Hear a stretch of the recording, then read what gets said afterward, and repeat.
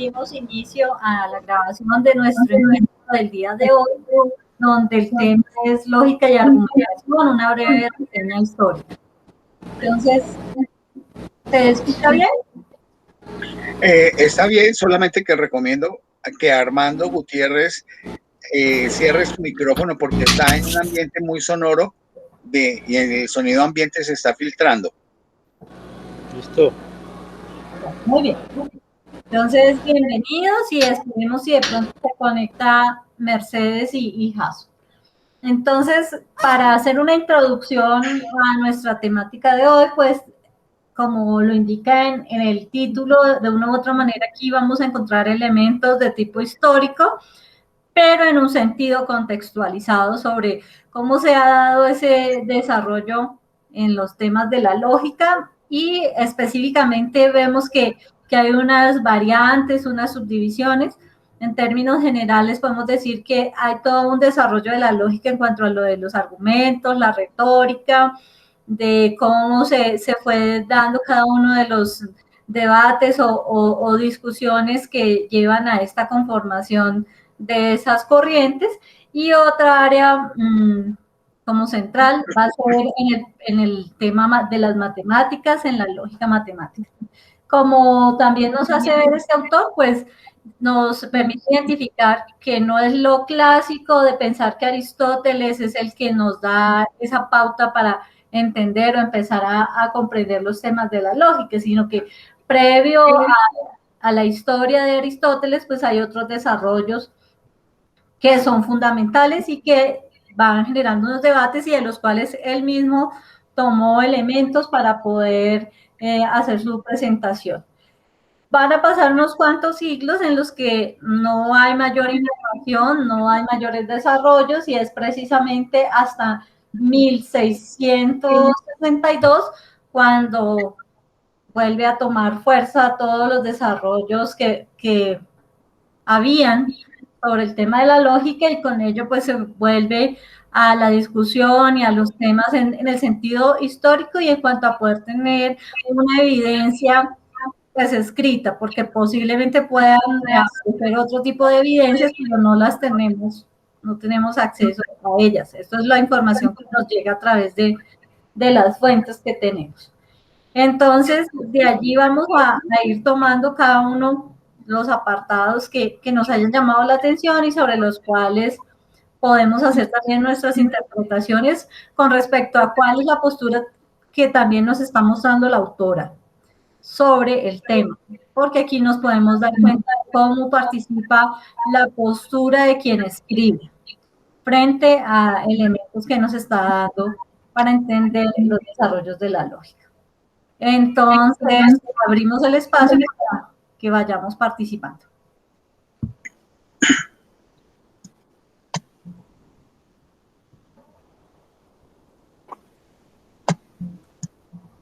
¿Quién quiere iniciar?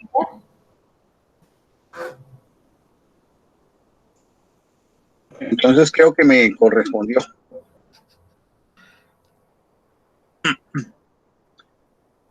Bueno, hace 8 días estábamos examinando algunas características generales de la lógica. La lógica como uso, como arte, como ciencia. Ya en el día de hoy, al mirar algo sobre la historia de la lógica, pues es necesario observar qué fue lo que hizo que apareciera eso que hoy llamamos lógica. Y una cosa que yo debo pues hacer notar dentro de esta comunicación que tenemos con los colegas es que las palabras que se utilizan en determinadas épocas del tiempo tienen un significado que está muy vinculado con el uso del significado de esa palabra en el lenguaje de un determinado sitio en una época determinada. Entonces, ahorita cuando hablamos de algunos antecedentes históricos de la lógica, pues necesariamente tenemos que entender que muy probablemente lo estamos haciendo con la perspectiva de los registros que tenemos actualmente sobre lo que hemos considerado que es lógica, que de pronto coinciden en mayor o en menor medida con los conceptos de lógica que se pudieron tener en tiempos pasados. Pero podemos decir que la historia de la lógica documenta el desarrollo de este saber, la lógica, en varias culturas y tradiciones a lo largo de la historia humana, por lo menos de la historia registrada. Aunque vale decir que muchas culturas han empleado intrincados sistemas de razonamiento, que incluso el pensamiento lógico estaba ya implícito en la cultura babilónica, de alguna manera, en algún sentido. Si se exploran, por ejemplo, antiguos papiros o escritura cuneiforme, se va a ver que hay unas estructuras de orden en lo que dicen los contenidos de tal escritura, lo cual implica que ahí hay un ordenamiento que supone algo de lo que hoy llamamos lógica. Entonces aquí podría haber una manifestación implícita a través de textos explícitos de los métodos de razonamiento que pudieron existir en esas culturas. Y podríamos, en ese sentido, hacer una sustanciación de tres grandes tradiciones en relación con esos orígenes de esas formas de organizar los significados de las expresiones en las distintas lenguas dentro de las distintas culturas. Y tendríamos una tradición de la antigua China, una tradición de la antigua India y una tradición de la antigua Grecia. Por supuesto, para los efectos que nos corresponde en esta tertulia sobre filosofía de la ciencia, nosotros nos centraremos seguramente más en lo que corresponde en la historia de la lógica a partir de la antigua Grecia, porque es desde allí de donde se deriva el desarrollo posterior de lo que hoy conocemos como la ciencia de la lógica. Pero hay que reconocer que hay una fuente que es la antigua China, hay otra fuente que es la antigua India, que contrastan con la antigua Grecia, de la cual pues derivó la lógica que hoy conocemos. Vale decir también, en este aporte que quiero hacer, las dataciones exactas sobre los registros acerca de rasgos de lógica en las distintas culturas, pues no son muy precisas, son inciertas estas dataciones, es decir, ubicaciones en fechas específicas del tiempo.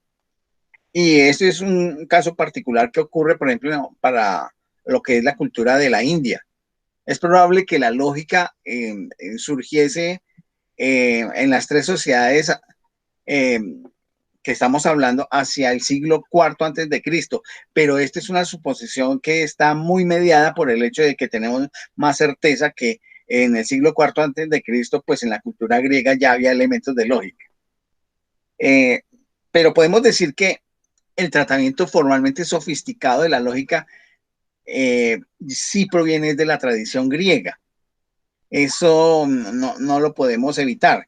Y especialmente de una obra que nosotros ya hemos hablado de ella aquí, que es el Organon aristotélico, cuyos logros serían desarrollados por los lógicos islámicos posteriormente y luego por los lógicos de la Edad Media europea, dentro de ellos con una obra monumental que desarrolló Tomás de Aquino, conocido por los católicos como Santo Tomás de Aquino, en la llamada Suma Teológica, que es un tratado contra el pensamiento de los gentiles en defensa de la teología cristiana, pero utilizando los métodos de la lógica aristotélica. Y ahí pues hay un gran desarrollo porque eso es lo que permite que el pensamiento de Aristóteles pudiera haber llegado a nosotros, claro está, vía los tratadistas islámicos, los árabes, cuando hubo la invasión de los bárbaros y se perdieron muchos de los documentos que había en ese momento en el antiguo Imperio Romano, y que habían heredado de la cultura griega muchos saberes, dentro de los cuales estaba la lógica. Y fueron los cuidadores, los árabes, los tratadistas árabes, que lograron conservar esa sabiduría de Aristóteles, que es recuperada nuevamente en Europa. Y en la Edad Media, pues, la obra de Tomás de Aquino es un núcleo fundamental de puesta en práctica de la lógica aristotélica, para el favorecimiento de toda la doctrina del cristianismo en esa suma contra los gentiles, que se llama la suma teológica. El descubrimiento de la lógica en la India entre los especialistas británicos del siglo XVIII, de otra parte, vale decirlo, influyó también en la lógica moderna. Pero eso es un tema que, si el tiempo nos alcanza, lo trabajaríamos. Ustedes saben que modernamente los matemáticos y lógicos hindúes han influido grandemente en los aportes para estas dos ciencias, en el siglo XX y lo que va del XXI. Los tratadistas hindúes en ciencia matemática y en ciencia lógica. Entonces, pues, podríamos decir que la historia de la lógica es el producto de la confluencia de 4 líneas de pensamiento, que aparecen en momentos históricos distintos. Está la lógica aristotélica, que es la que nosotros hemos abordado, seguida por los aportes de los pensadores de Megara en la misma zona de la cultura griega, y de los estoicos ya en la península itálica. Siglos después, tenemos los aportes de Ramón Lull y Leibniz, pero no quisiera ahondar en esto para dar la oportunidad a los otros compañeros de seguir avanzando en ese sentido, para hablar de épocas más contemporáneas. Por lo pronto, pues hago ese abrebocas general desde lo antiguo a lo que se refiere a la Edad Media, y dejo para que los demás compañeros puedan actuar.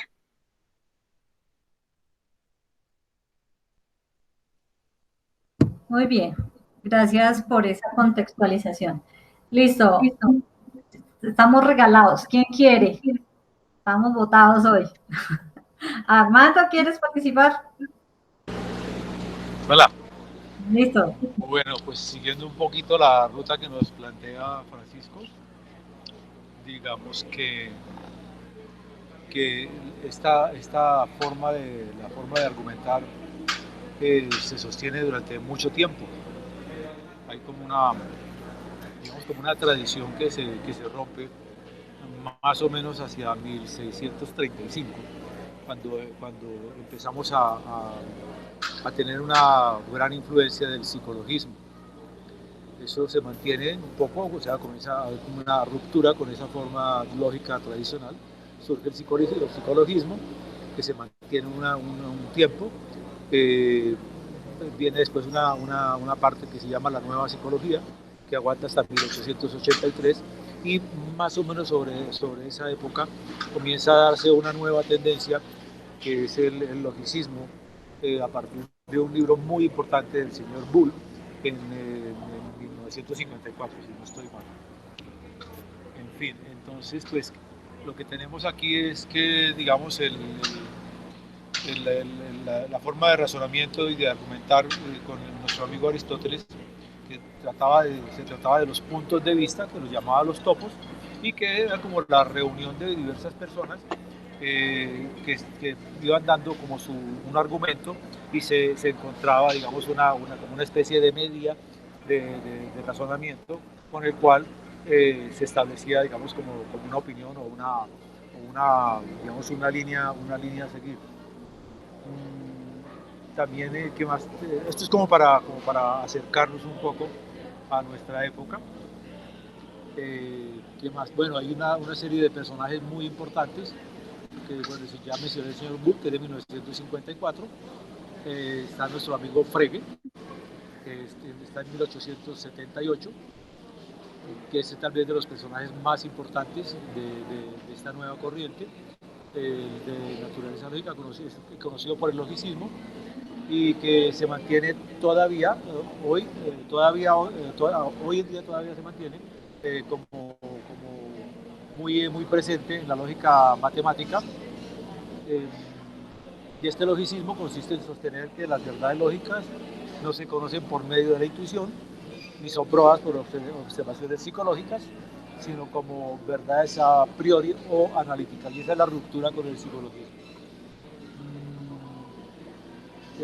Hay una cuestión, digamos, que se consolida también con las presentaciones axiomáticas que aún están se mantiene en plena vigencia de la literatura lógica, con nuestro amigo Chos de 1956, nuestro amigo Mendelssohn de 1963 y un señor Kling de 1974, entre otras.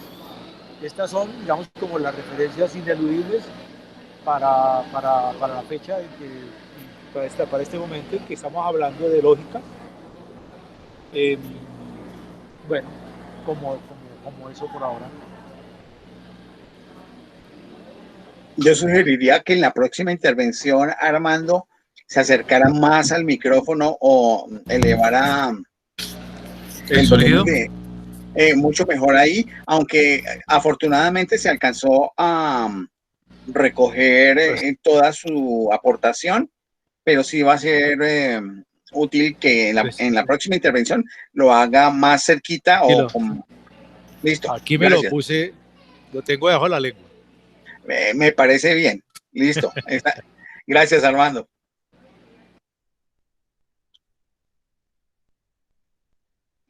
Tu micrófono. Unido a lo que, sí, unido digamos, en esa línea que llevan entre Francisco y Armando, yo identifico algo y es que no ha sido de manera homogénea la manera de entender la lógica, en el sentido de que, por ejemplo, en algún momento la lógica se ha usado es como para construir argumentos en defensa de un, digamos, de algo que se quiere proponer. Y en ese sentido, pues lo que se hace son construir enunciados dentro de una estructura con la cual demostrar o presentar lo que se quiere a favor o en contra. Pero por el otro lado, en ese ejercicio de trabajar la lógica, toma o se vuelve un método para la argumentación. Y ahí es donde lo veo como un ejercicio un poco instrumental en el hecho de poder aprender, construir o tener en cuenta como unas reglas y con ellas poder hacer la defensa o la contraargumentación de opiniones. Este ejercicio, pues, lo que va mostrando también es como las diferentes aplicaciones que se le han podido dar al ejercicio de la lógica. Y entre ellas, pues una de las que nosotros habíamos ya mencionado en otros momentos de la tertulia es la dialéctica, de cómo a través de la dialéctica es un ejercicio argumentativo donde se presenta un enunciado a ese enunciado A se le contraargumenta con uno que es el B, pero que en el regreso de B a A surge C. Entonces aquí es un ejercicio de ida y vuelta, lo que hace que ese ejercicio causal que uno está acostumbrado a tener como en una jerarquía, pues tenga ahora una visión dinámica o por lo menos en una dirección más exigente para la construcción de argumentos. Y esto también va mostrando que en la medida que se van evidenciando como escuelas, corrientes, van presentándose métodos o metodologías y entre ellas pues las que se presentan a través del cálculo matemático, a través de la lógica que presenta el álgebra y específicamente también la lógica que se utiliza para los argumentos en el campo jurídico, que pues en el caso de las ciencias humanas y sociales y muy particular el caso del ámbito jurídico se toma en cuenta el tipo del silogismo práctico o de los enunciados a partir de una premisa mayor, una premisa menor, unas conclusiones, con lo cual poder contraargumentar. ¿Esto qué va mostrando? Pues que la aplicabilidad de la lógica es muy, muy amplia, y como lo están mostrando ustedes cuando Francisco habla de esos desarrollos que hay en otros sectores del planeta que poco o casi que nada conocemos al respecto. Y eso pues también hace ver que los desarrollos de esos argumentos en la lógica en algunas ocasiones es volver históricamente a recuperar alguna tradición, como en el caso de lo que hicieron cuando tratan de recuperarse el pensamiento de los estoicos o de los megáricos, para hacer, o sea, como que esto no podríamos pensar que es una manera lineal y que siempre como en una visión hacia adelante, sino hay momentos en que recuperar esos momentos de la historia del pensamiento, o cuando se toma también otra vez el psicologicismo y esas variantes. Entonces, lo que sí es interesante es la riqueza que va a generar estos cambios o estos entrecruzamientos que son de tipo lógico, pero también de tipo histórico. Sí, hay una... ¿Me escuchan? Sí, sigue. ¿Me escuchan? Sí.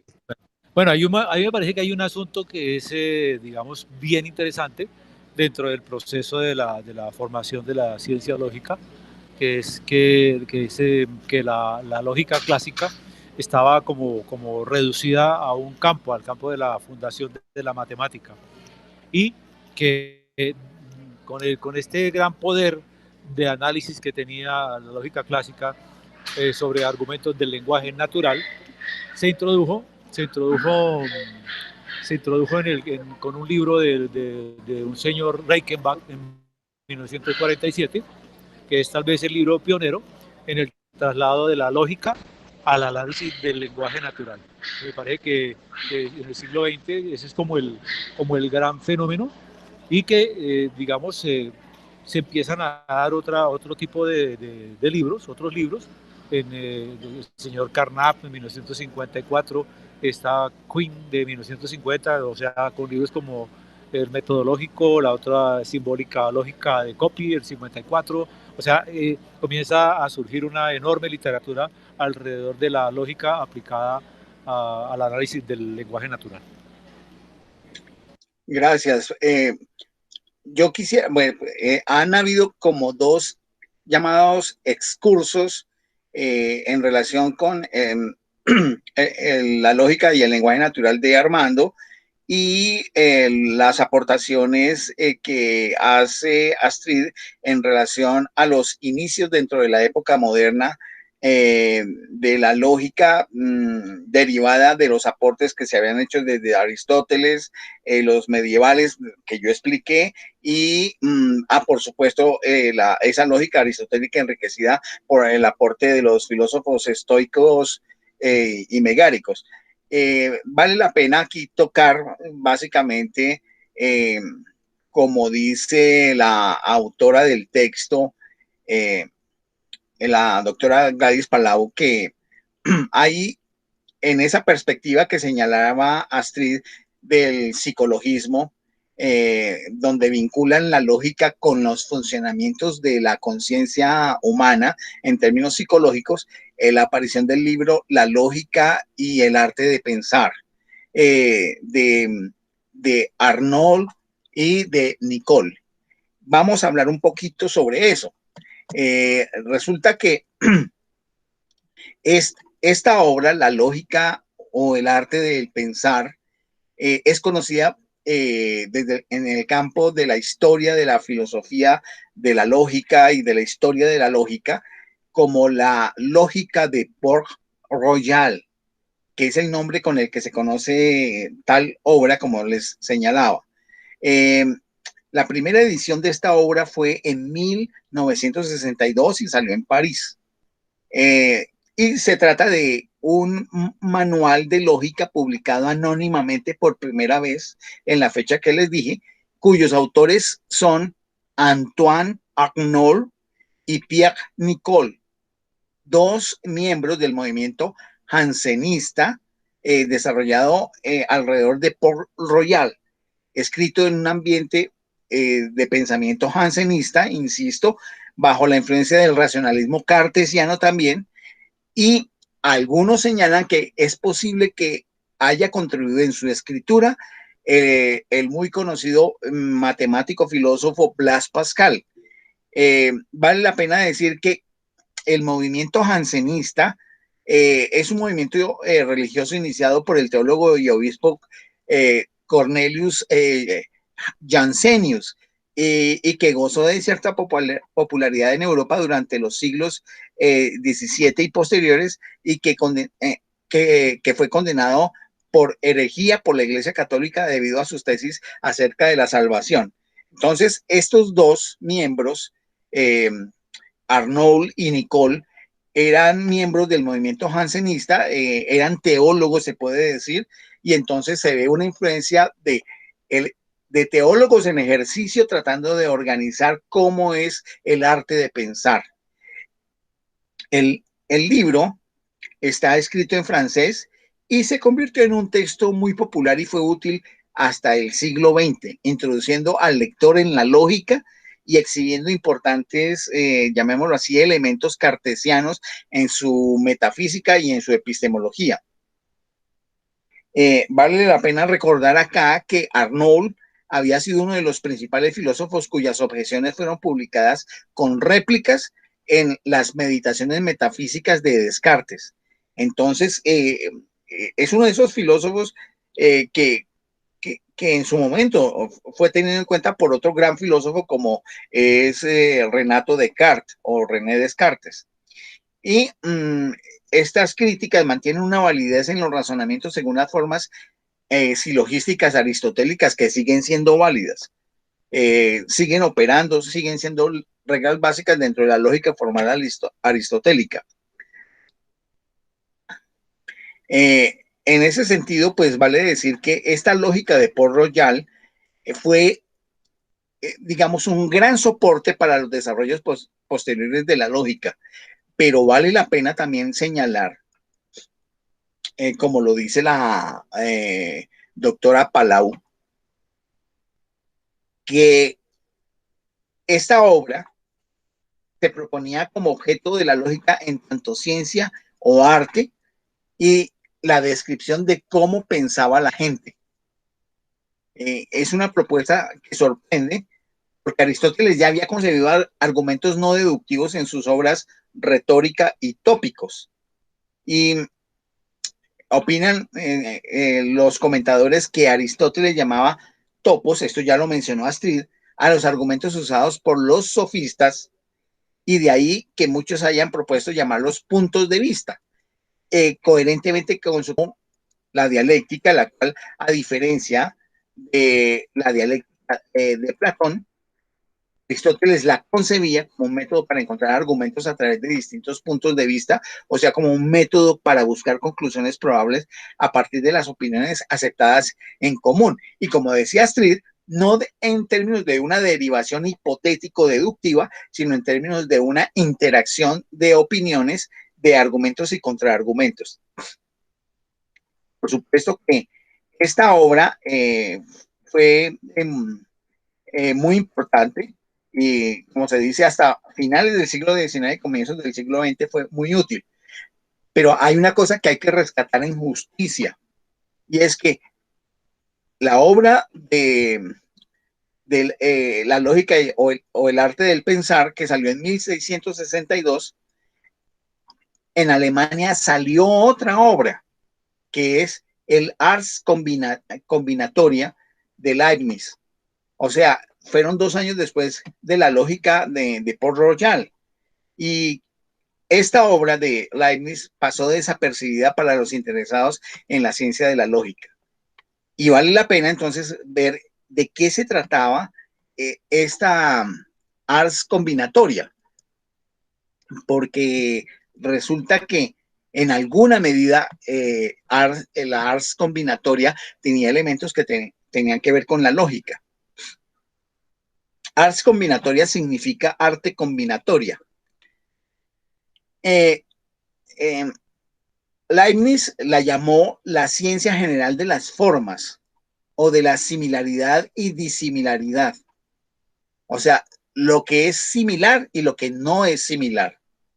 Y se distingue con ello del álgebra, eso lo decía Leibniz, que es la ciencia de la magnitud o de la igualdad y de la desigualdad. Leibniz escribió a los 20 años una disertación sobre el ars combinatoria, cuyo título completo es casi un párrafo y está en latín. Y en ese trabajo Leibniz da algunas precisiones sobre la naturaleza del ars combinatoria, que es como el arte de separar lo que es semejante de lo que es distinto. Pero hay en él varias aplicaciones del arte, así como de sus características universales, como una gran propuesta universal del pensamiento. Entre otras aplicaciones, el ars combinatoria, hay una disertación acerca de la relativa a la existencia de Dios y otra relativa a la noción de justicia y varias relativas a problemas aritméticos. Creo que se van dando cuenta aquí que no era un texto estrictamente sobre formas lógicas en términos operacionales, como en algún momento Astrid señaló que ciertas concepciones de la lógica se han tomado, sino que aquí venía como esa capacidad argumentativa para tomar con ella ejemplos de pruebas de la existencia de Dios o la argumentación sobre la justicia o sobre problemas de la aritmética. En muchas otras partes de sus escritos, Leibniz se ha referido al ars combinatoria, que aquí se asume como una propuesta de lógica de Leibniz, considerándolo como un método universal, con un fundamento en todas las ciencias. Se entiende que en todas las ciencias es en todos los saberes que en el siglo XVII se podrían considerar como conocimiento, porque es indudable que el concepto de ciencia en el siglo XVII no podía ser el mismo concepto de ciencia que tenemos hoy nosotros. Esto vale la pena pues entenderlo y siempre hacer este ejercicio de disertación y de discernimiento hermenéutico cuando utilizamos términos que pueden tener una validez relativa según el tiempo en el que se aplica. Entonces, junto con la lógica de Port-Royal o la lógica o el arte de pensar, está el ars combinatoria, al cual me he estado refiriendo. Y este es otro de los, llamémoslos, hitos en la formación, en el desarrollo de la ciencia de la lógica posterior. Vale también señalar otro aporte de Leibniz, que es el cálculos raciocinator o raciocinator, que es cálculo raciocinador, que es una obra que no se publica en el siglo XVII. Fue un manuscrito que se mantuvo oculto cerca de 200 años y solamente hasta el siglo XIX se publica, en el momento del surgimiento de una ciencia no filosófica, ya distinta de la filosofía, conocida como el álgebra de la lógica, que ya mencionó Armando, que es el álgebra de Boole, el álgebra booleana, y que la lógica clásica se consolidara recién en la obra de Frege de la conceptografía o notación conceptual, la Begriff Script de 1879, mencionada también por Armando.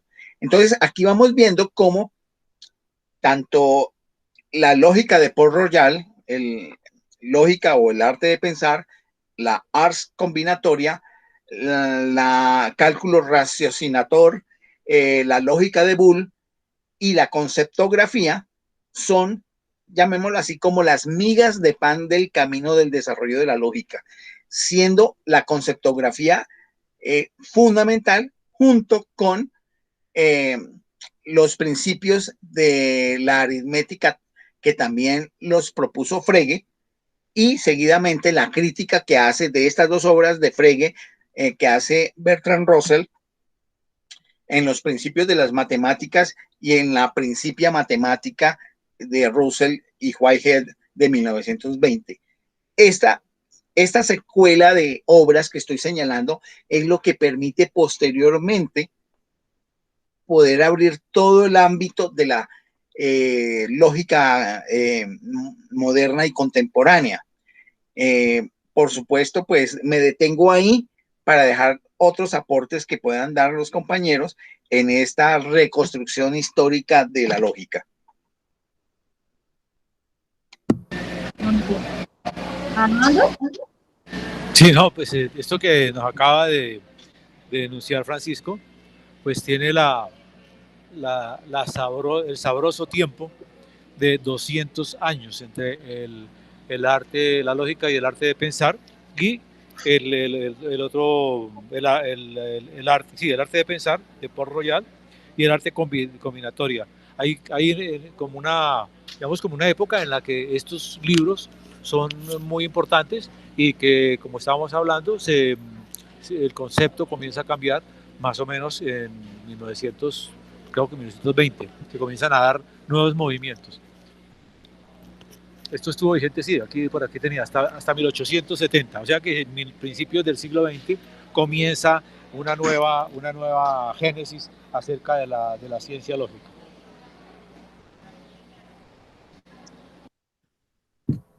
Bien, ahí también está la otra derivación que tiene que ver con la lógica simbólica y que es aplicada al campo del lenguaje, lo que va a desarrollar el libro de Reichenbach sobre elementos simbólicos de la lógica en 1947. Estos ya son los desarrollos propiamente del siglo XX, pero que precisamente vienen de esto que ustedes han ido explicando poco a poco y que específicamente pues va a tener la aplicación ya para la lógica simbólica y la lógica en el carácter aplicado en el lenguaje.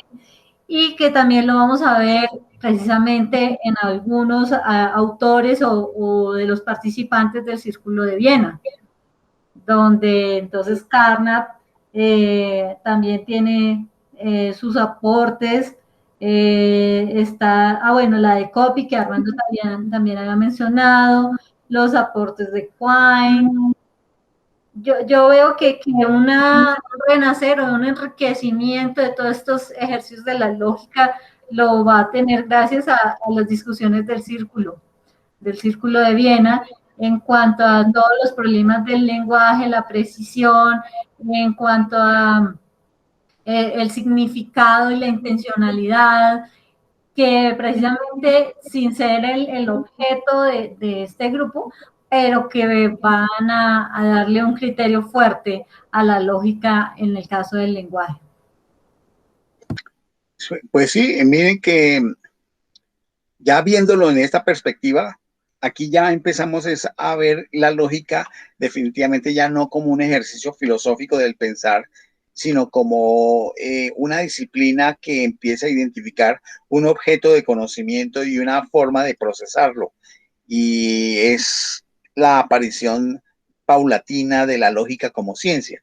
Y en ese sentido, pues la lógica posee unas características particulares, ya que trabaja los principios de la demostración de la inferencia válida para diferentes aplicaciones, entre las cuales se encuentra la articulación de los conocimientos sobre el mundo que se expresa mediante el lenguaje científico, contrastando así con otras ciencias que trabajan contenidos de saber sobre la realidad mediante el mismo lenguaje. De la misma manera y al mismo tiempo, la lógica sirve de soporte a otras ciencias en la estructuración coherente de sus teorías. Y aquí es donde vemos entonces cómo de lo filosófico se va pasando a un elemento más de tipo científico y metodológico, apoya a las demás ciencias. Podemos decir en este camino de argumentación que la lógica examina la validez de los argumentos en términos de su estructura, que podríamos llamar la estructura lógica. por lo general de forma independiente del contenido específico del discurso, sin que esto signifique que no haya una relación entre estructura lógica y contenido semántico. Lo hay, pero la lógica, cuando se trabaja como cálculo lógico, hace una abstracción de los contenidos. Y por supuesto, hace una abstracción de la lengua utilizada en su expresión y de los estados reales que dicho contenido a los cuales se pueda referir. ¿Esto qué implica? Que la lógica es aplicable a cualquier estructura lingüística de las lenguas modernas que existen. Este es un asunto que yo les invito a que lo mediten, de cómo es que la lógica puede ser utilizada, por ejemplo, en mandarín, pero la lógica también se puede utilizar en suajili, pero también se puede utilizar en inglés, en alemán, en español, en rumano. O sea, ahí hay unos elementos muy interesantes de ver ese carácter universal de esta manera de procesar en los ordenamientos, no solamente de acciones, sino de actos de habla o de estructuras lógico-matemáticas. Es bien interesante tener en cuenta eso, y es lo que una de las cosas que tipifica el carácter científico de la lógica y en términos de su universalidad. Podría decir que tradicionalmente esta disciplina ha sido considerada como parte de la filosofía, tal como lo vinimos diciendo desde Aristóteles, los megáricos, los estoicos, la Edad Media, hasta llegar a la lógica de Port-Royal y el ars combinatoria de Leibniz. Ya cuando aparece el álgebra de Boole, ya empieza a consolidarse ya no como algo filosófico, sino algo como independiente de tipo científico. Entonces, en esta medida, de pronto algunos énfasis que hace el ars combinatoria de Leibniz también pueden sugerir eso. Cuando él utiliza el método de la reducción al absurdo, que es una herramienta muy sencilla, pero de gran potencia, que consiste en suponer que un enunciado es verdadero y ver cuáles conclusiones se pueden sacar de él. Y si al obtener tales conclusiones el enunciado inicial resulta falso, entonces se produce una contradicción. Y ya se sabe que una contradicción necesariamente siempre es falsa. Que este es uno de los grandes aportes de Leibniz, que viene de sus obras del ars combinatoria y del cálculo raciocinador. Entonces, importante tenerlo en cuenta. Esto influye en el siglo XIX, cuando aparecen estas obras que había mencionado Armando y también Astrid, y las que luego yo reforcé. George Boole propone el análisis matemático de la lógica. Esta es una obra de 1847. Y en esa misma época, vale la pena decir, se desata la polémica sobre la originalidad y autoría de la teoría de los cuantificadores que había propuesto De Morgan y Hamilton. Y es una confrontación que hay ahí entre ellos. Un periodo después aparece el invaluable aporte que ya habíamos señalado de la conceptografía de Frege y los fundamentos de la aritmética.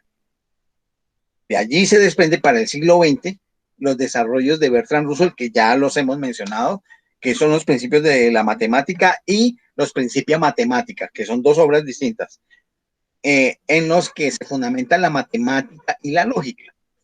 Y hacen la propuesta del logicismo puro y duro para decir que la matemática se fundamenta en la lógica. Posteriormente esto es refutado por otro inmenso matemático y lógico que es Kurt Gödel, pero por el momento lo dejamos así.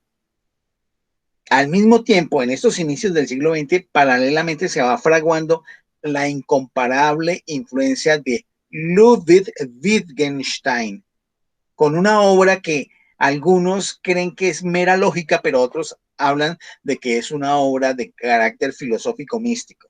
Estamos hablando del Tractatus Lógico-Filosóficus, donde se plantea a través de una crítica a la metafísica y una rigurosidad de los argumentos a partir del atomismo lógico, que había sido discutido de alguna manera de Wittgenstein con Bertrand Russell, plantea un proceso de argumentación para llegar a un punto en el cual, después de haber hecho una fundamentación lógica sobre los aspectos del mundo, Wittgenstein resulta que dice que toda esa elaboración que constituye el Tractatus es solamente un camino de una escalera que sirve para llegar a otro nivel, para decir que hay ciertas cosas del mundo de las cuales no se puede hablar, que tan solo se pueden mostrar, que se tire la escalera y uno pasa a otro estado de cosas de comprensión, y que por lo tanto el ejercicio de la filosofía no es hablar sobre el mundo, no es hablar sobre el mundo, sino mostrar las cosas del mundo, porque de aquello de lo que no se sabe nada es mejor callar la boca. Esto pues da unos giros en un sentido y en otro. Por un lado, la primera parte, la gran mayoría del Tractatus en su estructura lógica, hablando sobre el mundo, es tomado por los miembros del positivismo lógico que mencionaba Astrid. Y esta estructura lógico-matemática pues va a ser aplicada en el análisis de teorías científicas con el propósito de desechar la metafísica.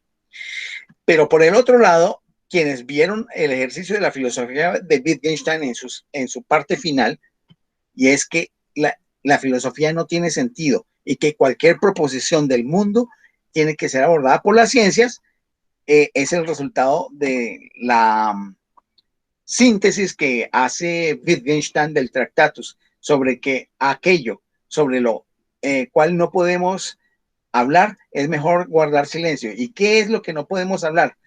Las proposiciones que tienen que ver con lo filosófico, porque están más allá de lo que es accesible al mundo. ¿Y qué sí es lo que es accesible al mundo? Todo lo que es tratable mediante las ciencias. Por lo tanto, no le queda ningún papel a la filosofía. Esto es bien interesante tenerlo en cuenta porque utiliza la lógica para desbaratar el concepto de filosofía y pasar a una visión más mística del mundo, pero le da toda la responsabilidad de escribir y explicar el mundo a la ciencia. Esto genera un impacto en la filosofía de la ciencia, sobre todo pues en el grupo fundador de la filosofía de la ciencia moderna, como es el positivismo lógico. Y por supuesto, pues dentro de este grupo hay un joven estudiante que está próximo a graduarse en lógica y matemática, que es Kurt Gödel, que posteriormente en el año 1931 plantea los dos teoremas de la incompletud con los cuales desbarata cualquier posibilidad de explicación logicista de la matemática, como lo pretendían Bertrand Russell y Alfred North Whitehead con la obra de Principia Matemática. Y entonces hace una disertación sobre la indecibilidad de las proposiciones de la matemática en sus sistemas de configuración, lo cual quiere decir que dentro de un sistema matemático, todo el conjunto de reglas explicativas de tal sistema no son totalmente completas, porque habrá algunas que no pueden explicar el sistema y tienen que ser vistas desde fuera del sistema. Hay una incompletud o incompletitud, como dicen otros, en relación a la sustentabilidad fundamentada de un sistema lógico-matemático, lo cual lleva pues a mirar que los sistemas matemáticos son sistemas abiertos, no son sistemas cerrados que se pueden coger y manipular en su totalidad, en su universalidad. Esto tiene unos efectos posteriores, porque ¿qué genera esto? Y esto es algo pues, que quiero aportarles porque no van a aparecer en la obra de la profesora Gladys Palau, sino que son otros aportes. De estos desarrollos, Turing y George trabajaron sobre la indecibilidad de la lógica clásica, o sea, tomaron el mismo problema que tomó Gödel para la matemática y ellos lo pasaron para la lógica clásica. Y entendida esta como la lógica matemática de primer orden, la que se vino desarrollando a partir de los presupuestos de Frege y Russell, lo cual condujo al desarrollo teórico de las ciencias de la computación. Esos fueron los aportes de Turing y Church. Esto fue en un proceso que fue en la década de los años 30 y de los años 40. Por último, en el desarrollo de esta lógica es necesario agregar los aportes de Alfred Tarski al campo de la semántica de la lógica, particularmente en los trabajos de el concepto de verdad en los lenguajes formalizados, que salió en el año 1933, y sobre el concepto de consecuencia lógica de 1936, porque aquí había una serie de elementos que tenían que ver con leyes metafísicas de la causalidad, y entonces era cómo se trabaja eso que viene de la filosofía en estas nuevas ciencias. Con estos protagonistas que he estado mencionando, junto con otro grupo de lógicos y matemáticos, la lógica se fue generando en 3 líneas. Y esto es importante que ustedes lo identifiquen claramente para poder hacer claridad en sus mentes. Estos desarrollos generaron 3 ramales, 3 cordilleras o 3 grandes ríos, que son los siguientes. La lógica matemática, por un lado, la lógica filosófica, por otro lado, y la lógica simbólica, por otro lado. Y no debemos confundirlas. La lógica matemática es una, la lógica filosófica es otra, y la lógica simbólica es otra. A ver, la lógica matemática pretende relacionar a la matemática con la teoría de conjuntos. Con dicha lógica, los matemáticos buscan unificar distintos campos matemáticos, descubriendo propiedades comunes. Ahora bien, la lógica filosófica, que es el segundo campo, intenta aplicar la lógica a los conceptos concretos. Se ocupa de la interacción de conceptos reales como probabilidad de ocurrencia, sistemas de creencia. Se vincula con los usos del lenguaje y por eso también se conoce como lógica sentencial. Y a esta era la que se refería Astrid en su momento determinado cuando hablaba de la articulación de los enunciados, y es este campo de la lógica sentencial o lógica filosófica. El tercer campo, que es el de la lógica simbólica, el tercer ramal, es la investigación pura de la manipulación de los símbolos. Es la lógica abstracta. Estos símbolos no tienen que corresponder con nada del mundo real. Se trata más bien de entidades abstractas cuyas interacciones se expresan mediante definiciones y leyes. Es la lógica pura, en el sentido de ciencia pura de la lógica. Las otras son lógicas aplicadas a campos, como uno al campo de la matemática y el otro al campo de los enunciados o de las sentencias. Podemos decir que estos 3 campos en los que la lógica moderna se bifurcó o se trifurcó, tienen como elemento de conexión la teoría de la demostración. ¿Por qué? Porque la teoría de la demostración es más o menos análoga a las 3. La teoría de la demostración tiene que ver con las formas con las cuales se puede establecer la validez o no validez de los razonamientos, de los argumentos que se dan en los 3 tipos o ramales de lógica que acabo de señalar. Y esta teoría de la demostración tiene que ver con las llamadas leyes de la inferencia. Podemos decir también que en el siglo XX, para la organización de las teorías y métodos científicos, la lógica ha pasado a ser principalmente lógica simbólica. Es decir, esta lógica pura de indagación abstracta para poder sustentar todos los procesos científicos de la lógica misma. Un cálculo definido por unos símbolos y unas reglas de inferencia. En eso consiste esa lógica simbólica, lo que ha permitido también la emergencia de un campo de aplicación fundamental en la actualidad, que es la teoría de la información, la cual se maneja a partir de 2 posibilidades en este momento, hasta el momento, no hasta el momento, hasta hace unos pocos años, que estaba basado en sistemas binarios de verdadero y falso, sí o no, que se conoce como lógica binaria. Vale decir que desde hace ya una década, 2 décadas, se empezó a trabajar también en otro tipo de lógica, que era la lógica cuántica, que es una lógica, para el caso este de las teorías de la información, que es una lógica que el espectro de verdadero o falso se abre en una cantidad de posibilidades que, pues, como no soy experto en el área, yo no puedo ahorita explicar. Yo leí sobre eso, pero no recuerdo bien, entonces prefiero no explicar eso. Ahora bien, sin perdernos del hilo que estoy tratando de decir, ese campo que es común a las 3 ramas de la lógica, que es la teoría de la demostración, tenemos que abordarla de alguna manera brevemente, y con ello termino mi aporte para permitir que ustedes puedan también decir sus cosas. La lógica en la teoría de la demostración trabaja formas, trabaja prescripciones. Esto se refiere a modos de proceder o reglas. ¿Y qué reglas son? Las reglas de inferencia, es decir, las reglas de la deducción. Sin embargo, esto no significa que esta sea un conjunto simple de reglas.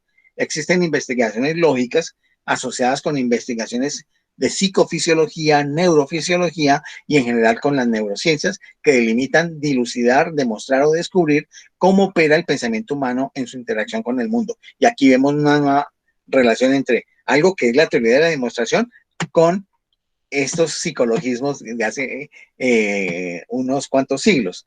¿Por qué? Porque hay una relación directa con ese arte del pensar y lo que es la lógica. Podemos decir que las operaciones lógicas en esta teoría de la demostración ocurren con el correlato neurofisiológico de una manera disímil y combinada, y están vinculadas con las interacciones que los individuos tienen en su vida diaria. La ciencia de la lógica no las toma necesariamente así, las recupera en sus formas básicas y más puras, es decir, las abstrae de las maneras como el pensamiento en la vida diaria se da, a formas que son irreductibles, que son las formas simbólicas o abstractas. Y cuando se realiza esa abstracción, se pueden construir estructuras y procedimientos básicos de pensamiento aplicables a cualquier aspecto de la realidad. La lógica tiene unas características de arquitectónica y de procesamiento, porque en ella se pueden construir enunciados con los cuales a su vez se construyen objetos de conocimiento. Y las operaciones del pensamiento en la vida diaria, pues trayendo estas formas puras, tienen un carácter combinado y heterogéneo y están muy relacionadas con la acción. En la ciencia de la lógica, las operaciones son formales, pero aplicables a cualquier realidad. Yo con esto lo dejo ahí, con esta explicación histórica y conceptual de cómo se trifurcó la lógica moderna, para darles campo a ustedes.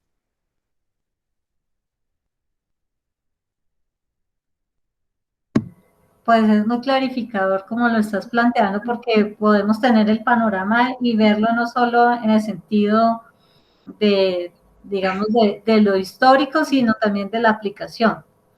Y en ese caso, pues, se nota que precisamente la lógica, no solo vista como un criterio o una corriente, digamos, de tipo filosófico, sino en todo un proceso en la construcción de formas de organizar el pensamiento para producir, pues, la argumentación, la retórica, todas estas posibilidades que hay, y entre ellas pues también la matemática. Eso que muestra que lo que me parece muy importante, esto que estabas enfatizando, en poder ver que la lógica se pudiera entender en inglés, o sea, en cualquier otra lengua, lo que la hace que trascienda el criterio simplemente de disciplina y se constituye en una forma de organizar el pensamiento, de hacer los razonamientos y con ello también trabajar en la producción de nuevo conocimiento científico en este caso. Y por el otro lado también ver cómo en cada uno de esos momentos históricos o de esas, digamos, desarrollos que se han mostrado aquí con respecto a la lógica, permiten toda una serie de aplicaciones. aplicaciones para el carácter del lenguaje, para el carácter de organizar el pensamiento, en estructuras para dar con ello criterios de argumentación, porque también tiene todo un desarrollo en las teorías de la argumentación, en la formalidad matemática, en fin, una cantidad significativa de aplicaciones. Y pues eso también nos va mostrando toda una, digamos, como un campo formativo específico, como lo pueden ser las disciplinas del conocimiento científico. En este caso.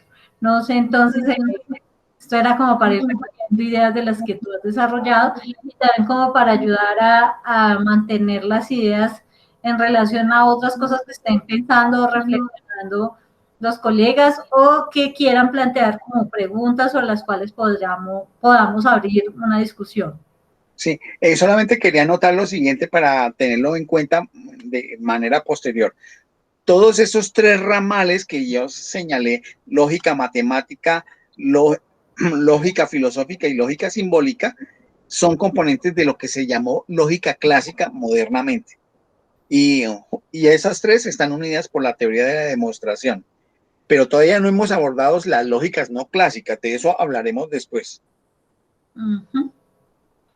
Muy bien, entonces teniendo en cuenta que hasta ahora estamos como abordando la lógica clásica o las lógicas clásicas, pues invitar, no sé, de pronto si Estela, que pues a veces nos escribe ahí algunas preguntas o algo que te genere una inquietud, una reflexión, como para poder también hacer la intervención por parte de Estela y luego de Roberto.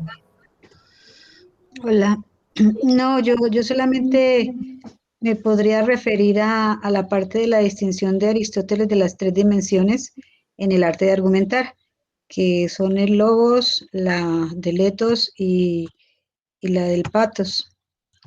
Entonces, una definición de la del ethos se refiere a que es la parte como de la verdad que uno al ser orador genera, de credibilidad más que de verdad, genera en los demás. En cuanto a la de pathos, es la parte que uno puede manejar para generar emociones. O sea, hay gente que tiene esta habilidad muy desarrollada y al hablar, ¿cómo se llamaba? Hitler, por ejemplo, la tenía muy bien manejada. Manejaba muy bien la parte de crear las emociones en la audiencia. Y la otra sería la última, que es la de logos, que es la que tiene que ver con toda la parte lógica o de razonamiento que refuerza el mensaje. Esa es la última parte que estaba refiriéndose en la página 14. Básicamente, pues eso. En cuanto a lo de la pregunta que hice. Sí, sí, correcto. Ahorita, pues, si quieren, la abordamos. Ok. Pues yo estuve buscando porque apenas leí lo de Port Royal, inmediatamente busqué en internet, me acordé inmediatamente de la gramática de Port Royal, que es la que me toca a mí dentro de mi área de estudio. Y pues también es Arnaud, pero en cuanto busqué la biografía de Arnaud, no encontré que solamente le hacen como mucha referencia a la parte lógica, no a la parte de la gramática. Pero él hablaba ahí de que en la parte de la gramática, pues se tiene que manejar cierta lógica para mover ciertas, bueno, para que funcione, ¿no? Entonces esa parte sí como que me confundió de que sí, pero no, entonces sí quisiera como bueno, pues no vale la pena señalarla. Es que es interesante porque la gramática de Port Royal sí es una obra pero se escribe en 1660. Sí. Y la lógica es de 1662. El asunto importante es que estos dos autores, Arnaud y... Ay, ahorita me olvidé el otro. Ya lo busco. Arnaud y ¿qué? La gramática aparece aquí en internet ay, no sé si es que son los mismos, y Nicole. Sí, sí. Arnaud y Nicole, es que son los mismos autores.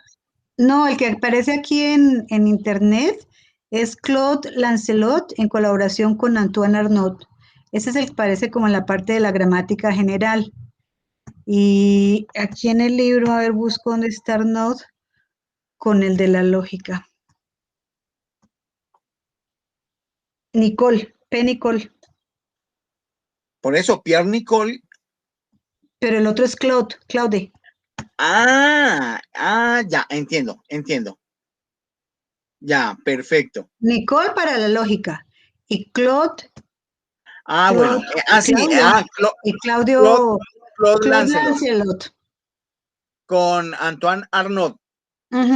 Sí. Sí. Correcto. Entonces, el asunto es que en la gramática, ustedes saben que la gramática de cualquier lengua tiene que ver con la forma como se estructuran los enunciados con un determinado orden y a partir de determinadas reglas. Y allí está subyacente el uso de la lógica.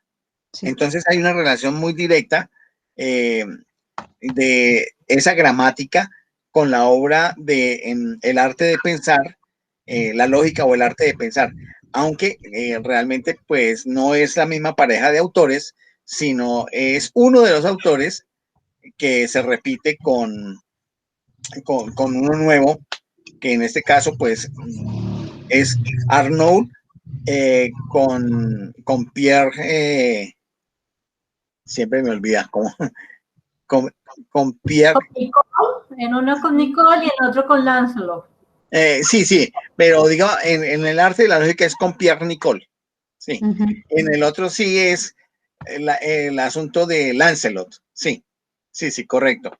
Pero tiene que ver con eso y seguramente eran de la misma comunidad jansenista. Seguramente Claude Lancelot también podría ser, habría que buscar si era miembro de esa comunidad de los jansenistas. Bien, entonces, pues yo no sé, me parece que es válido en este momento abordar que todo lo que se ha hablado hasta el momento ha sido de lo que hoy llamamos la lógica clásica, que es este desarrollo de la lógica moderna desde el siglo XIX al siglo XX, pero sucede que durante el siglo XX se identificaron una serie de paradojas dentro de la lógica clásica, en sus tres ramales, de la lógica filosófica, de la lógica matemática y de la lógica simbólica, que no se podía resolver dentro de la lógica con la teoría de la demostración, que era como una de estos tres ramales, lo cual llevó a la aparición de otros sistemas lógicos conocidos como lógica difusa o lógica borrosa. A este conjunto también se le llama lógicas no clásicas, en las que se renuncia a que los enunciados sean verdaderos o falsos. Se acaba esa estructura. O que sea exclusivamente con un sí o un no. Y lo que se hizo fue ampliar el espectro de posibilidades de respuesta lógica con valores intermedios a los valores extremos que traían los de la lógica binaria clásica. Brouwer, que es, llamémoslo así, el padre del intuicionismo lógico, concebía que las matemáticas no se podían reducir a la lógica como era la pretensión de Frege y Russell, ya que planteaba que las matemáticas tienen un soporte en intuiciones, a pesar de que Brouwer pretendía probar que algunas demostraciones matemáticas funcionan de manera distinta a la lógica clásica. La comunidad científica de la época se dio cuenta que esto al mismo tiempo podía evidenciar que algunos campos de las matemáticas operan conforme a una lógica diferente, es decir, más allá de la lógica clásica. Y ahí es donde yo les decía que los argumentos de Frege y Russell se desbarataron con su teoría del logicista como fundamento de la matemática. Algunos desarrollaron un sistema lógico al cual llamaron lógica intuicionista. De la misma manera, otro lógico llamado Lukasiewicz diseñó una lógica con tres valores. Era verdadero, falso, posible.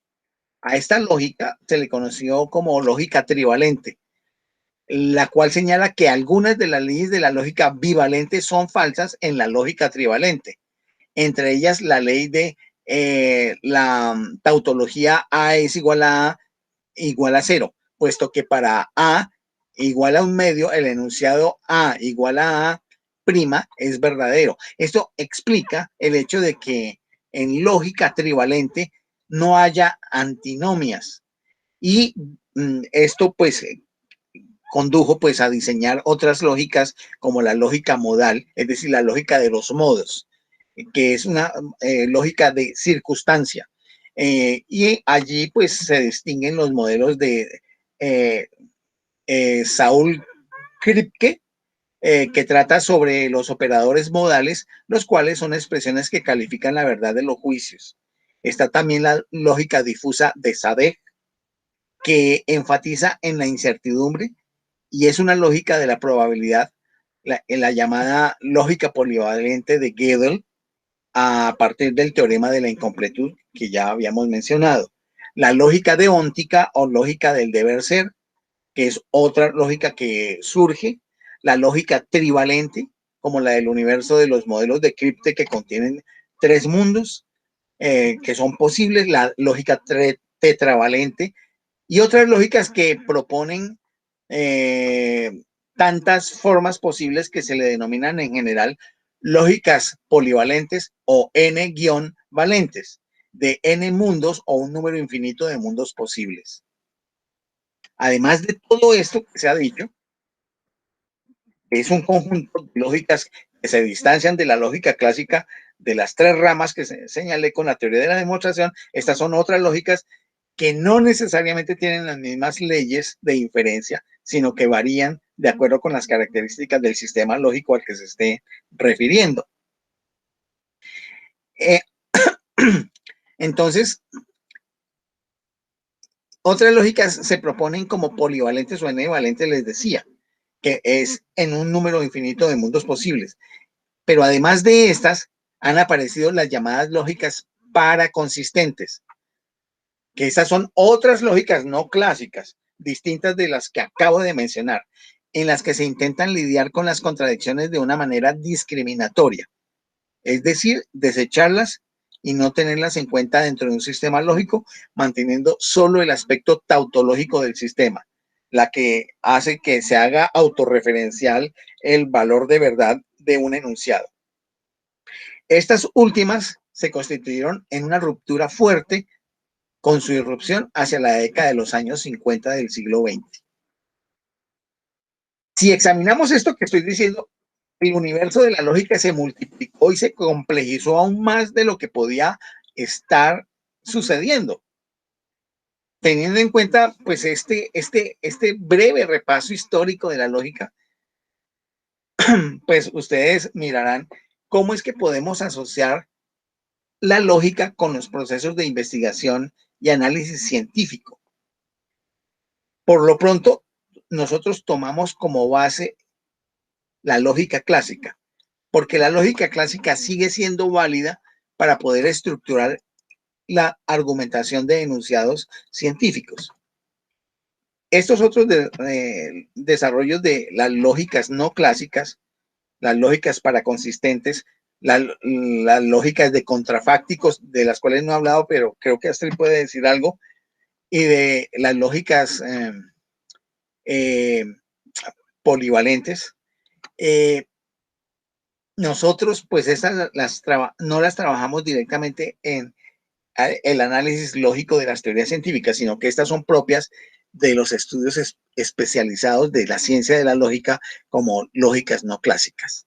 Y pues es un campo que para mí sigue siendo de incertidumbre, porque ahí hay unos conocimientos a los cuales pues simplemente tenemos estas nociones generales.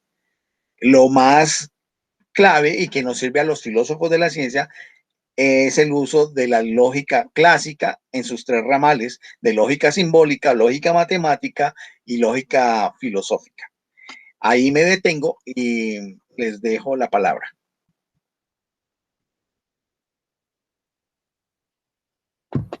Muchas gracias a Estela por la pregunta y Francisco por el desarrollo que hiciste. Roberto. Tenía razón. Señora. Sí, no, para informarle a Francisco que sí tenía razón, que Claude Lancelot sí es jansenista, No lo encontré en español, pero encontré la entrada en inglés. Dice que fue un jansenista francés, un monje jansenista francés y gramático, y que junto con Perfecto. Antoine Arnaud escribieron la Grammaire Générale et Raisonnée pour General and Rational Grammar, Ajá, conocida como Gramática de Port Royal. perfecto. Si hay una relación, de todas maneras, si hay una relación por los personajes. Sí, eso fue lo que me causó curiosidad apenas vi el nombre de Arnaud. Gracias. Roberto.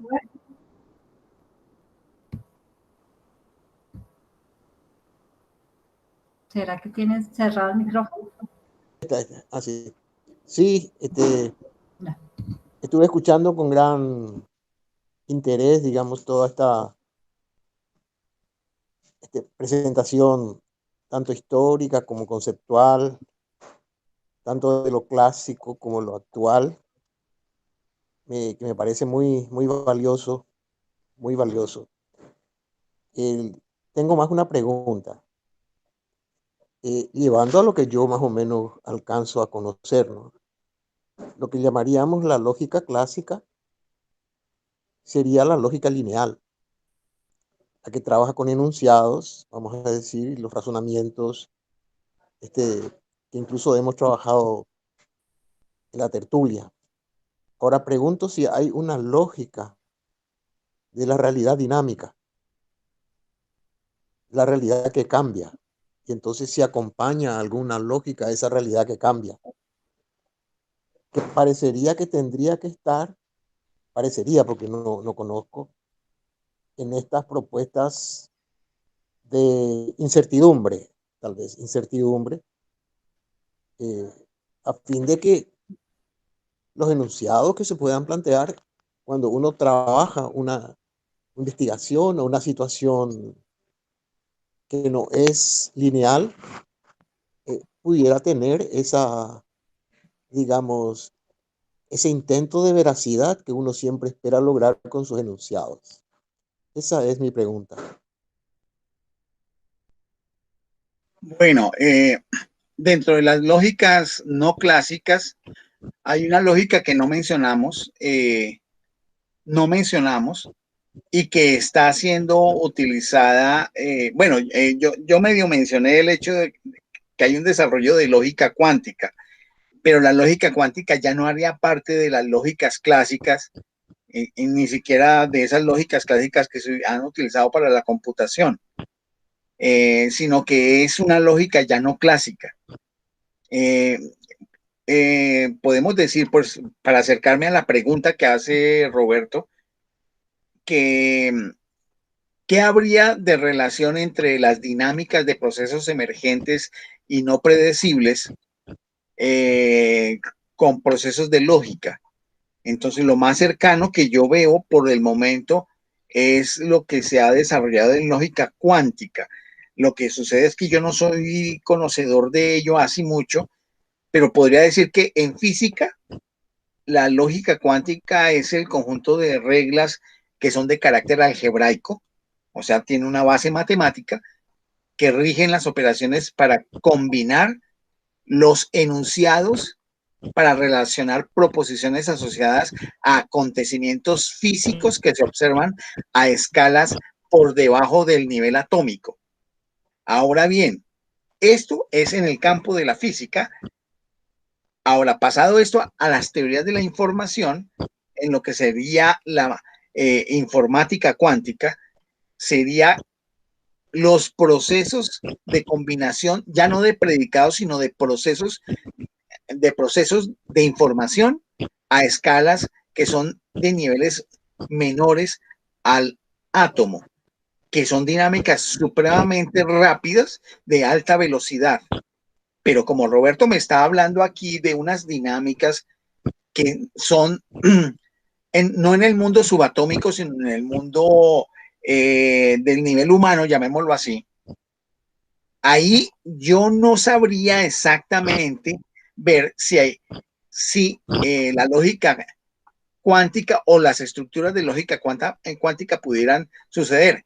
Pero lo que sí te puedo decir, Roberto, es que hay varios elementos de las lógicas no clásicas que sí sirven. Y, por ejemplo, que están la lógica deóntica y las lógicas polivalentes. La lógica deóntica, que es la lógica del deber ser, que está asociado con predicados que tienen que ver con la fundamentación en la voluntad, pero a partir de enunciados de postura ética. Y las lógicas polivalentes, donde entre el sí y el no, de verdadero o de falso que hay en la lógica binaria, se abre a un cúmulo de posibilidades que son unas franjas que se pueden ocupar con múltiple posibilidad de valores. Me da la impresión que las dinámicas del quehacer humano podrían estar ubicadas en ese rango múltiple de posibilidades de las lógicas polivalentes. Y allí, por supuesto que hay trabajo sobre eso, pero yo en eso sí, lamentablemente no te puedo decir nada porque soy ignorante. No conozco eso.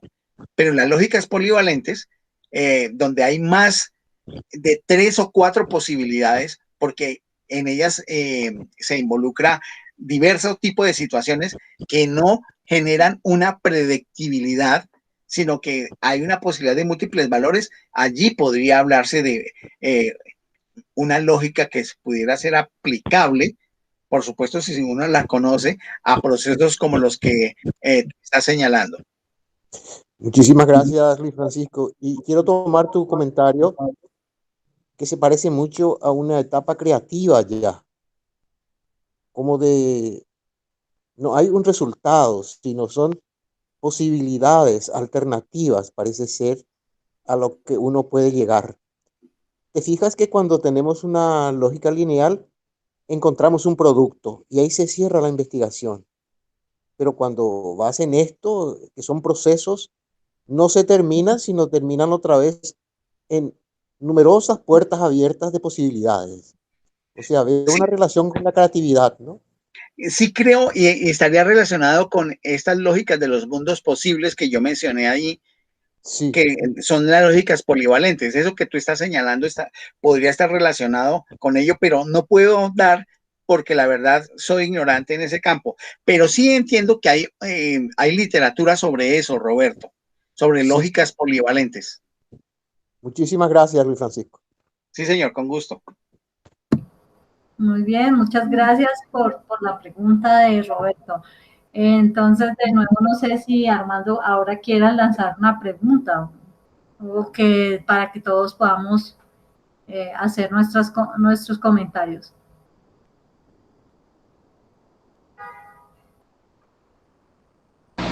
Estoy aquí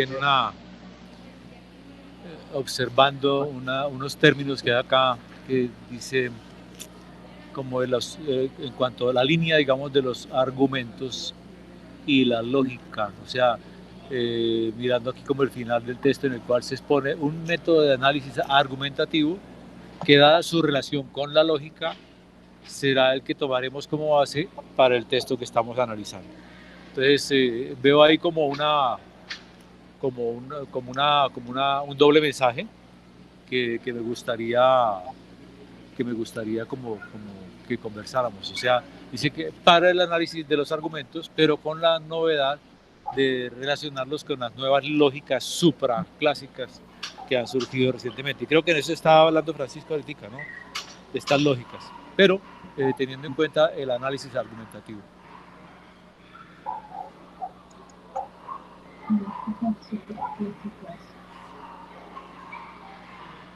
Sí, pero entonces allí, ¿cómo sería? ¿Qué abordaríamos? ¿Qué pudiéramos dialogar sobre exactamente qué? O sea, aquí hay un tema, digamos, que dice que se han hecho grandes esfuerzos de establecer unos marcos para encerrar el lenguaje y que ha resultado muy difícil. Ah, claro.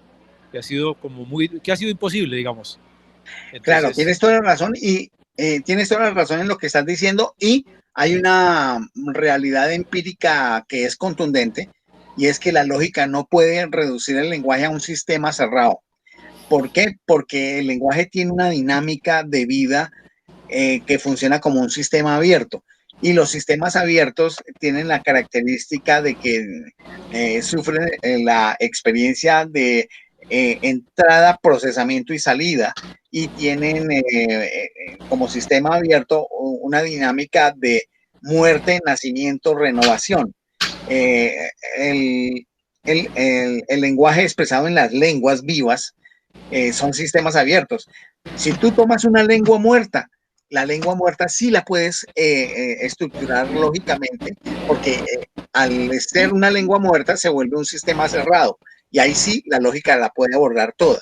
Pero los sistemas lingüísticos vivos, que son las lenguas vivas actuales, funcionan como un proceso de ingreso, procesamiento, salida, es decir, alimentación, deglución, digestión, excreción, que a nivel cósmico sería todo el asunto de la termodinámica, donde hay pérdida de energía, pero es que hubo ingreso de energía, procesamiento de ella y pérdida de la misma. En los lenguajes vivos, por supuesto que no se pueden cerrar, y la lógica no lo podría sistematizar como si, por ejemplo, si estaba sistematizado en ese momento el latín y el griego antiguos, con su gramática y su estructura, porque como no es una lengua en uso, es una lengua que ya falleció, se pudo organizar. Se cogió el cadáver y se le organizó. Y ya con eso, pues si hay que hablar con eso, pero es con lo que está establecido, pero no es una lengua viva. Las lenguas vivas no se pueden encerrar. Eso quería decir como respuesta al planteamiento de Armando. No sé si Armando tenga una réplica al respecto. Permiso, No, muy bien, permiso, muchas gracias. Armando. Permiso, Armando. Tomando su pregunta, que me parece fantástica, y la respuesta de Luis Francisco también, quiero tomar nomás un ejemplo que nos pasa con nuestra lengua materna, el guaraní, que nació oral, ¿cierto? Oral, abierta, como dice Luis Francisco, un sistema abierto, pero que después vinieron los curas jesuíticos en la colonia y crearon una gramática. Y la gramática ya es cerrada, que nos llega hasta ahora. Y se hizo una constitución donde se puso el guaraní como segunda lengua oficial. Y ustedes saben que se enseña la gramática en la escuela y es la peor asignatura que no aprenden los niños.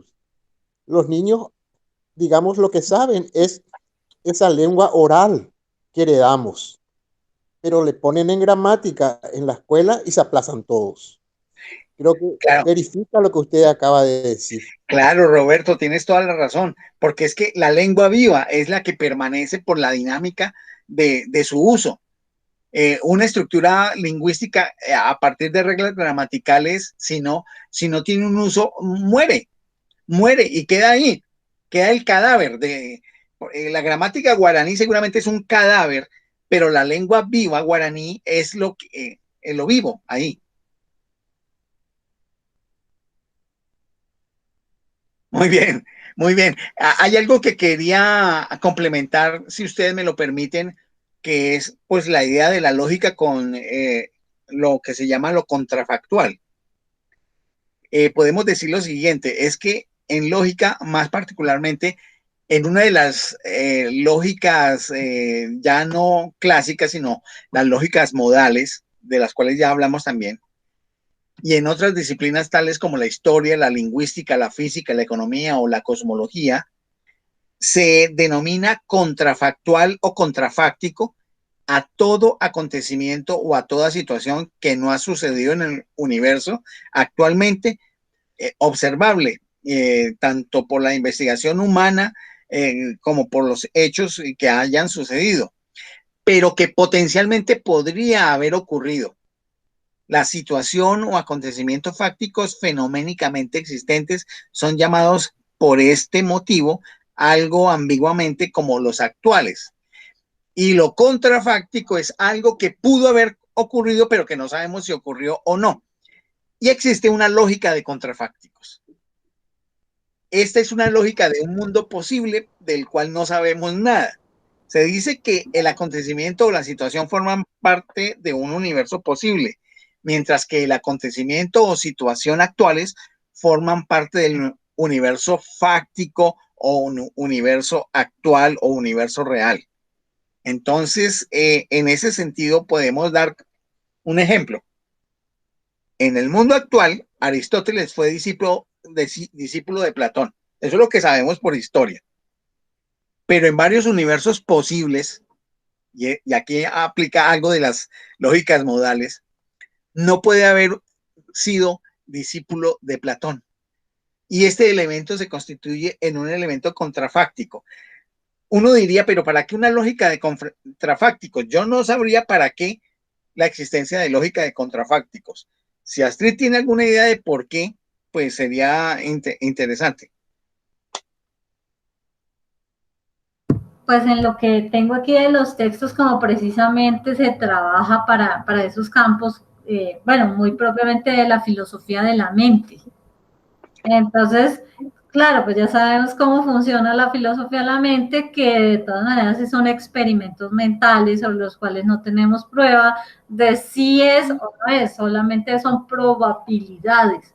Pero, por ejemplo, para el caso de lo jurídico, como trabajan tanto sobre el deber ser de la norma, pues precisamente sí es útil, porque es lo que se esperaría que sucediera si la norma se aplica de la manera prevista. Ah, perfecto. Eso ahí es muy interesante eso que tú estás diciendo, porque son situaciones hipotéticas en las cuales es utilizable ese tipo de argumentación para ver qué pudiera ocurrir como resultado. Exacto. Y específicamente aquí en el caso de la que estoy leyendo, está refiriéndose en temas de política internacional. No sabemos cómo puedan suceder las relaciones entre estados, pero se esperaría que sucediera como lo predice la norma, entonces por eso tiene por lo menos 2 vías y habla el autor aquí de 5 reglas o de 5 pasos que sigue la lógica de contrafácticos. La primera de ellas es, a ver si la ubico que ya se me perdió, pero entonces dice que separa lo que sea una explicatio de un explanation, o sea, de lo que serían como las 2 vías que tiene de respuesta también. Algo así como una explicación de aquello que debe ser explicado. Exacto, de lo que es frente a lo que debe ser. Entonces, mediante esa distinción trata de lo narrativo conceptual, a ver, es que son 5 pasos, no muy claros, pero bueno. Entonces, la capacidad de lograr buenas explicaciones al mismo tiempo que constituye la meta y el sentido mismo de la ciencia que erige. Lo que está bien explicado y lo que debería ser el concepto sólido. ¿Qué más es? Para ver si encuentro los 5 pasos. Procedimientos directos que incluyen la construcción de argumentos basados en descripciones y evidencias. Está tener en cuenta herramientas conceptuales suministradas por una filosofía de la ciencia que sienta las bases de lo que sea la buena explicación científica, o sea, otra vez del deber ser. Una segunda es que la explicación científica funda un sentido de causalidad y se estudia, la importancia de la causalidad en la comprensión y la explicación de fenómenos. O sea que tiene ese debate interno entre explicación y comprensión. El tercer paso conduce hacia lo que es quizás el estudio más difícil desde el punto de vista lógico, que son las implicaciones. Estudia brevemente aquí las implicaciones de sentido común y aquellas que no lo son. Y a partir de eso, el paso siguiente es la consideración de experimentos mentales, precisamente como la forma misma de trabajo de los contrafácticos. Y finalmente está el carácter argumentativo, que precisa lo que se encuentra en juego, pues en este caso la política internacional, en los diferentes órdenes temporales, y que su abordaje y comprensión se hace posible y expedita gracias justamente a la lógica de contrafácticos. O sea, lo que uno va viendo aquí es que está en juego como dos lógicas, la que se manejaría por el lado de la explicación y la que iría por el lado de la comprensión para la discusión entre ellas para generar las posibles respuestas de la lógica de contrafácticos. Pues yo no entendí mucho, pero eso me hizo pensar en la parte de los modos subjuntivo e indicativo, o sea, el modo posible y el hipotético. ¿Sí? Y el otro día estaba leyendo un artículo que decía que el nivel de abstracción de esta generación ha bajado mucho porque ya no están manejando el modo subjuntivo, ni están haciendo lectura de comprensión, ni están eh, aprendiendo los números romanos, etcétera, etcétera. Entonces esa parte hipotética que lo hace uno como ensoñar y como planear, y además a mí me causaba cierta parte emocional muy fuerte porque para mí el subjuntivo es el arrepentirse, ¿no? El echarse uno culpas, el si me hubiera levantado temprano no hubiera perdido el camión, el bus. Entonces, el dejar de hacer esas elaboraciones mentales y abstractas dentro del lenguaje hace que sea un lenguaje muy plano y que la gente pierda, bueno, eso decía el artículo, no, voy a buscarlo, pierda capacidad de razonamiento. No, pero es válido lo que tú señalas, Estela, porque lo que acontece con ello es que la lengua viva se enferma. Y al enfermarse es que baja su capacidad dinámica en el uso. Y como hemos aprendido por pragmática formal del lenguaje y por eh, la filosofía lingüística, que la dinámica y la lingüística misma, que la vivencia o la vitalidad de una lengua está dada por su capacidad de uso. Y si en la capacidad de uso de una lengua se reducen las formas posibles de utilización, pues obviamente hay una enfermedad en la lengua que hace que pierda potencia por la falta de uso y con ello pues los significados se transforman, pero también se reducen, porque Ujú. no hay la suficiente riqueza lingüística significativa y queda reducida a unos cuantos términos. Y yo recuerdo que desde hace mucho tiempo se decía que gente que manejara 2.000 o 3.000 palabras en Ujú. español era una persona, bueno, que se defendía, pero que había personas que vivían con 300 o 400 palabras y no más. Sí, y también el uso del lenguaje directo y el lenguaje indirecto. Ese es un giro que aquí en Oaxaca difícilmente hace una persona. Entonces, me dijo que viniera más temprano. Y entonces, en lugar de decir esa forma de lenguaje indirecto, entonces ellos simplemente hacen como una comillas y cuentan lo que la otra persona les dijo como una obra de teatro. Y entonces ella me dijo, venga más temprano. Y yo le contesté, no, no puedo, bla, bla, bla, bla, bla, bla. Entonces, es muy Claro. elemental esa forma porque hace que no hagan las conjunciones necesarias de presente, convertirla el verbo principal en pasado para poder decir, ella me dijo que viniera con el subjuntivo más temprano y yo le contesté que no podía porque ta, ta, ta. Claro, hay una cosa que es importante tener en cuenta y que nos va a servir a todos porque es en todos los campos. Y es que el uso de las tecnologías de la información y la comunicación sí ha contribuido en gran medida a, a una enfermedad en la pragmática del lenguaje, porque el uso de imágenes combinadas con palabras y con abreviaciones hace que los modos de conjugación que permitían hacer una enriquecimiento de la capacidad significativa de uso del lenguaje quedan simplemente plasmados en unas formas supremamente arquetípicas de Y planas, tipo, sí, exactamente, unos arquetipos elementales. planos que están dentro de las aplicaciones y dentro de los programas o plataformas de comunicación. Entonces, ese es un asunto muy importante que hay que tenerlo en cuenta, porque esto sí va a llevar, a, por ejemplo, a que en los términos de la literatura y de la teoría, cada vez sean menos enriquecedores los usos del lenguaje. Eso es indudable.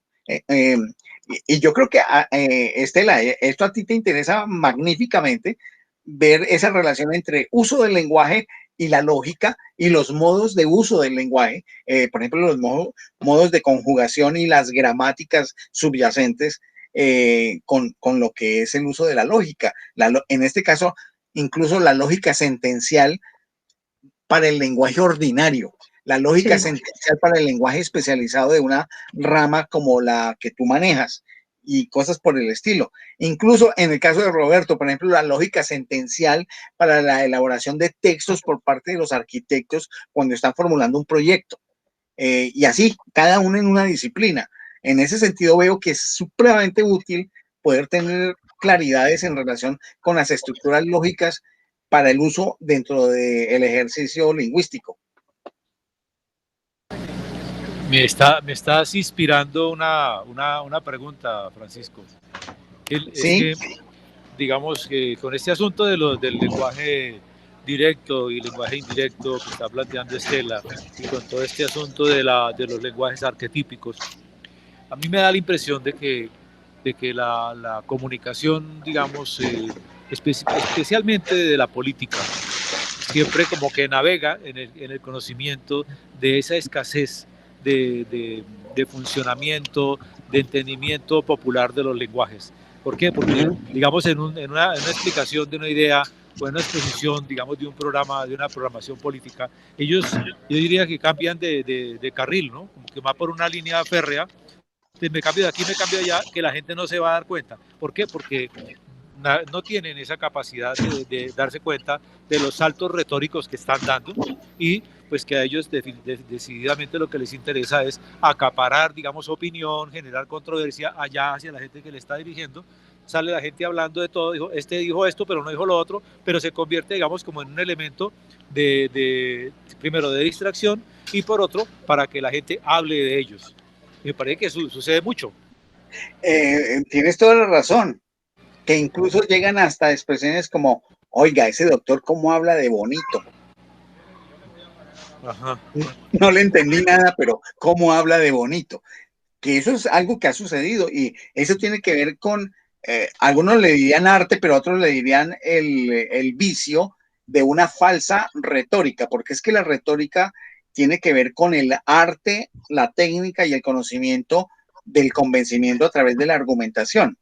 Pero la falsa retórica, que era la que utilizaban los sofistas griegos, era el arte para engañar, para convencer engañando.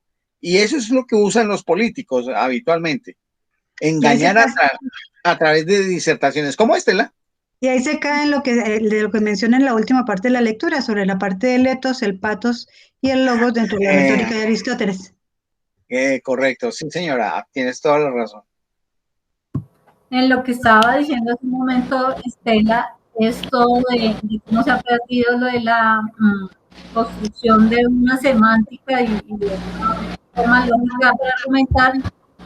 Está relacionado con lo que ahora se pide hacer, que se llama resultados de aprendizaje.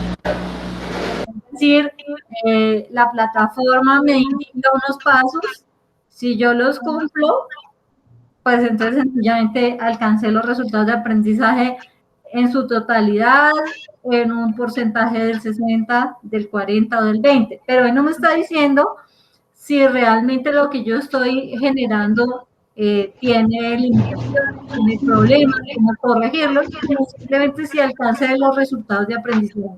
Y eso es lo que se está haciendo con los entornos virtuales a través de las plataformas y de la educación ahora que se llama educación de tipo mixta, donde las personas, entonces, y eso ya lo está, pues, con el tema de pandemia y todos se están aplicando en las universidades como en Boleda, aquí en Colombia, donde se trata de que la persona puede encontrar todas las alternativas de acceder al sistema educativo, puede ir o no presencialmente al lugar donde donde se estudia e intervenir en las clases, profesores explicarle a través del entorno virtual, pero finalmente lo que lo aprueba es el examen que hace a través de la plataforma.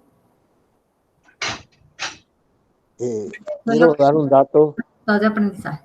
Quiero dar un dato, una noticia que salió hoy en el periódico de Paraguay. En la mañana, la Facultad de Letras de la Universidad Nacional de Asunción fue cerrada. Grave. Se cerró la Facultad de Letras y Literatura, etcétera, etcétera. Sí. Y está camino a cerrarse Filosofía, pero hasta ahora se cerró Letras. Entonces, auguran falta de presupuesto. Se cortó el presupuesto, entonces se cierra. Entonces, lo que va a quedar de, vamos a decir, de letras y literatura es lo que va a quedar en el celular. O sea, vamos quedándonos en ese pequeño mundo, vamos a decir, que prácticamente liquida todos los tipos de enunciados que tengan una riqueza, una forma de presentarlo. Entonces, eso ocurrió hoy. Terrible. Claro, por eso hay que mantener esto, porque este es una especie de rincón de resistencia para el uso del lenguaje en sus formas más ricas y más elaboradas que podamos, pues en la medida de nuestras posibilidades, por supuesto. Bueno, pues como ven, esto siempre se vuelve una cosa muy amplia, muy nutrida, muy de buen gusto, de buen acceso, o digamos de exquisitez en el banquete del intelecto. Hoy hemos podido disfrutar de ello y estamos siendo afortunados además con estas noticias como las que nos presenta Roberto y lo que estamos viendo en el sistema educativo. Pues mis queridos colegas, estamos a puertas de cumplir pues con el tiempo que hemos establecido. Podemos igual dar más, pero creo que con lo enriquecedor que ha sido la jornada de hoy, pues lo que quedan son ganas para preparar nuestro tema de la próxima semana, de la cual pues Francisco, si nos puedes antes de que cerremos la sesión, nos ilustres. Sí, sí, correcto. Vamos a mirar algunos aspectos específicos de nociones de lógica matemática, es decir, de una de las tres grandes ramas de la lógica clásica moderna. Algunos elementos de lógica matemática, no muy sofisticados, sino de cultura general de lógica matemática, que nos pueda servir también pues, para el ejercicio de nuestro trabajo profesional. Excelente, pues de nuevo agradecerles porque muy enriquecedor pues esas diferentes presentaciones que cada uno va haciendo. Les comento que precisamente, bueno, de los colegas que estábamos esperando, a Jason se le presentó un inconveniente en el camino, se varó, bueno, en fin, pero él estaba muy atento para encontrarse con nosotros en 8 días y nuestra querida Mercedes pues no informó su razón por la que no está presente. Pero pues esto nos muestra que aquí nos mantenemos, que nos da gusto encontrarnos y que hay una motivación y un interés por estar creciendo juntos. No sé si Roberto, ¿quieres mostrarnos algo? ¿Querías mostrarnos algo? No, saludar nomás ya en este cierre a todos y presentar mi gratitud por tan hermosa tertulia. Gracias, Roberto. Un abrazo para ti y para todas y todos y una buena tarde. Bueno, gracias Armando, Roberto, Estela, por tan agradable encuentro de hoy. Bueno, gracias a Luis Francisco, a Estela, a Roberto y a mi querida Astrid por la oportunidad de encontrarnos cada 8 días y ampliar nuestros horizontes. Dios. Un abrazo. Un abrazo. La grabación. Chao.